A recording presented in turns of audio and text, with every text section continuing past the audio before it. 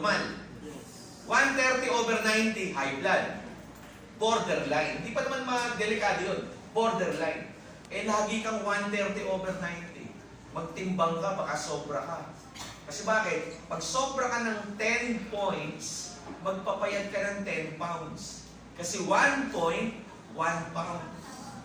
Pag nagpapayad ka ng 10 pounds, babalik ka sa 120/80. Yun ang natural na paraan para yung alta presyon labanan mo. Are you with me? Yes. Kasi madalas ganun eh. Eh ngayon naman, paano kung nasa lahi? Meron bang lahi ng sakit ng puso? Meron na, Meron mamana din. yan eh. Sa dinami-dami ng mamanahin mo, alta presyon pa naman mo. Tama mali. No? Eh namamana eh, anong gagawin mo? Magbabago ka ng lifestyle. Yes.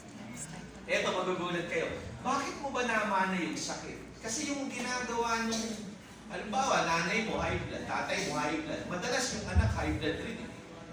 Lola mo, lolo mo high blood, may alta presyon, madalas yung apo, ganun din eh. Bakit mo namana? Kasi pareho kayo ng lifestyle. Yung kinakain ng magulang mo, yun din naman ang kinakain mo, kaya parehas kayo ng nangyayari.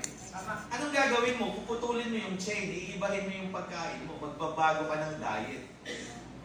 Kung puro karne, magbago ka ng diet, magbabago rin yung metabolism.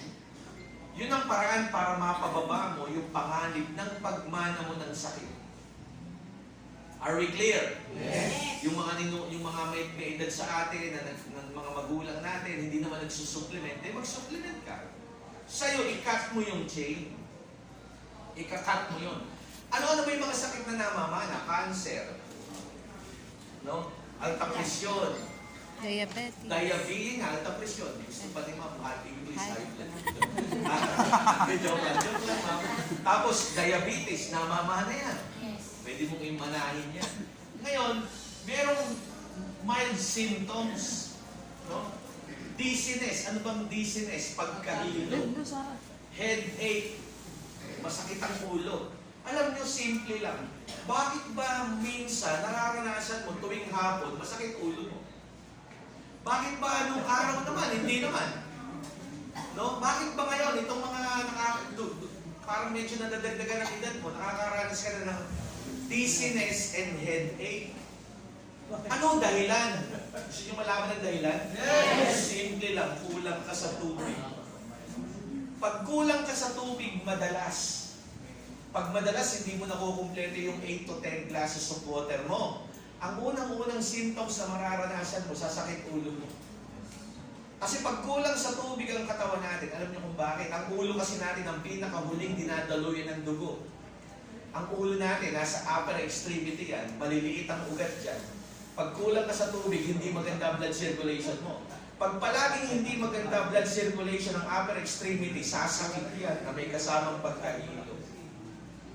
No? Kaya tapos minsan, di ba, may sumasakit ulo mo, no? Nakahihilo ka na. Pag pinabayaan mo yan, magiging migraine. No? Nagiging masakit na, yung makirot na, hindi lang masakit. Mula harap hanggang likod, kumikirot. So, hindi na siya mild. No, hindi na siya mild. Severe na. Lumalala. Kaya guys, no, ang isang lagi kong hinahabilin, huwag kayong makakalimot uminom ng kumpletong tubig. Huwag kayong makakalimot na kumain ng kumpletong gulay at prutas. Huwag kayong makakalimot mag-supplement. Kasi yun yung paraan para mag-repair. Ang katawan kasi natin, magre-repair ka pag kumakain ka ng masustansya. Halimbawa, kumain ka ng sample, kumain ka halimbawa ng ubas. No? Ang ubas kulay pula. Di ba may red grapes? Maganda yun sa blood circulation saka sa oxygen. Ano naman yung green na ubas? Panlinis ng dugo. No? Ano naman yung violet? Di ba may mga violet, may dark violet na ubas? Maganda yun, pantanggal ng bara ng ugat. May mga kinalaman yung kulay eh. So, may kinalaman yung kulay ng pagkain eh. Kung ano gagawin. Halimbawa, kalabasa. Anong kulay ang kalabasa? Maganda sa mata at sa balat. Lahat ng dilaw, atsyesa, kalabasa, papaya, pinya, maganda sa mata, maganda rin sa balat. No? Lahat naman ng berde, panlinis ng dugo, No? Tsaka pang-kumpleto ng nutrient. Pag nalilinis mo yung dugo mo, nakukumpleto mo yung nutrient mo, maganda blood circulation mo, kumakain ka rin ng mga dilaws, gumaganda ang mata mo, balat mo, hindi mo mararanasan yan. Ngayon, para ma-absorb mo naman yung nutrient na galing sa supplement,